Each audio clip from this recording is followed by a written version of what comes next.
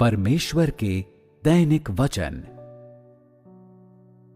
फरीसियों ने यीशु का विरोध क्यों किया?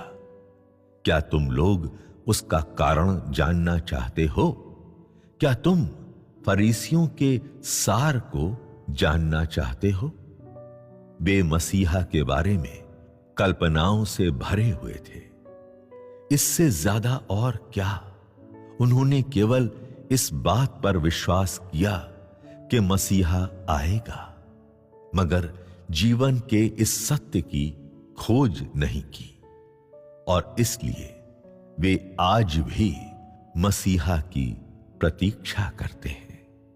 क्यों उन्हें जीवन के मार्ग के बारे में कुछ भी ज्ञान नहीं है और नहीं जानते कि सत्य का मार्ग क्या है? तुम लोग कैसे कहते हो कि ऐसे मूर्ख, हठधर्मी और अज्ञानी लोग परमेश्वर के आशीष प्राप्त करेंगे? वे मसीहा को कैसे देख सकते हैं? वे यीशु का विरोध करते थे क्योंकि वे पवित्र आत्मा के कार्य की दिशा को नहीं जानते थे, क्योंकि वे यीशु के द्वारा कहे गए सत्य के मार्ग को नहीं जानते थे। और ऊपर से क्योंकि उन्होंने मसीहा को नहीं समझा था और क्योंकि उन्होंने मसीहा को कभी नहीं देखा था और कभी भी मसीहा के साथ नहीं रहे थे, उन्होंने सिर्फ मसीहा के नाम को खोखली श्रद्धांजलि देने की गलती की, जबकि किसी न किसी ढंग से मसीहा के सार का विरोध करते रहे। ये फरीसी सार रूप से हठधर्मी एवं अभिमानी थे और सत्य का पालन नहीं करते थे। परमेश्वर में उनके विश्वास का सिद्धांत है। इससे कोई फर्क नहीं पड़ता कि तुम्हारा उपदेश कितना गहरा है। इससे कोई फर्क नहीं पड़ता कि तुम्हारा अधिकार कितना ऊंचा है। तुम मसीह नहीं हो जब तक तुम्हें मसीहा नहीं कहा जाता।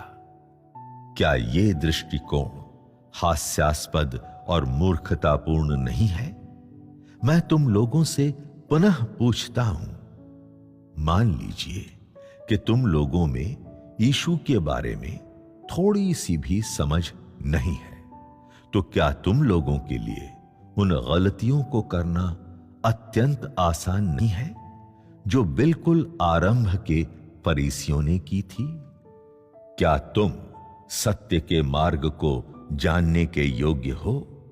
क्या तुम सचमुच में यह विश्वास दिला सकते हो कि तुम ईसा का विरोध नहीं करोगे? क्या तुम पवित्र आत्मा के कार्य का अनुसरण करने के योग्य हो? यदि तुम नहीं जानते हो कि क्या तुम ईसा का विरोध करोगे, तो मेरा कहना है कि तुम पहले से ही मौत के कगार पर जी रहे हो।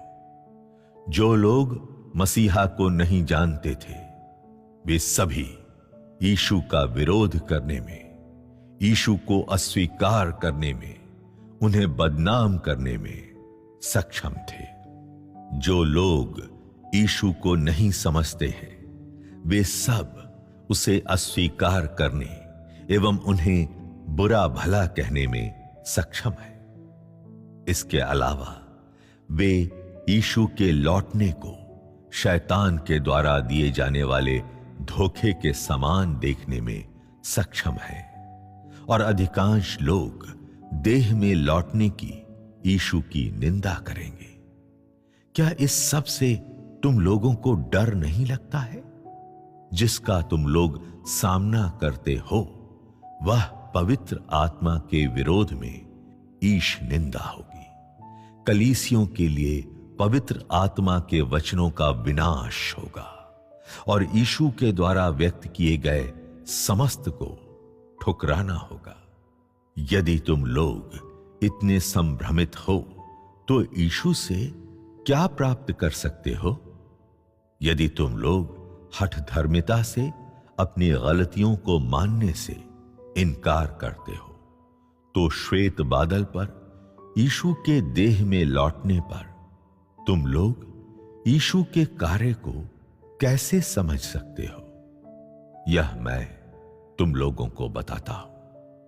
जो लोग सत्य को स्वीकार नहीं करते हैं, मगर अंधों की तरह यीशु के श्वेत बादलों पर आगमन का इंतजार करते हैं, निश्चित रूप से पवित्र आत्मा के विरोध में ईश निंदा करेंगे।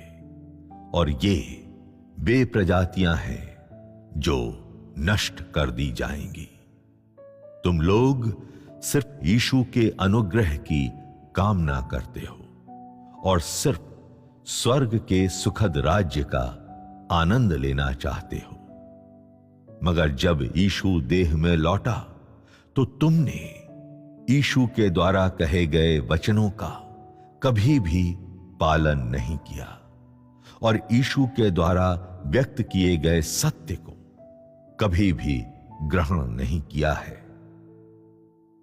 यीशु के एक श्वेत बादल पर वापस आने के तथ्य के बदले में तुम लोग क्या थामे रखना चाहोगे?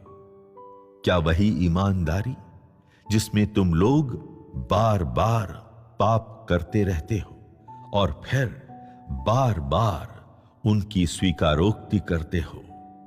एक श्वेत बादल पर वापस आने वाले यीशु के लिए तुम बलिदान में क्या अर्पण करोगे?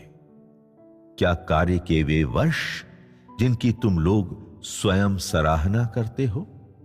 लौट कर आए यीशु को तुम लोगों पर विश्वास कराने के लिए तुम लोग किस चीज को थाम कर रखोगे? क्या वह आपका अभिमानी स्वभाव है जो किसी भी सत्य का पालन नहीं करता है?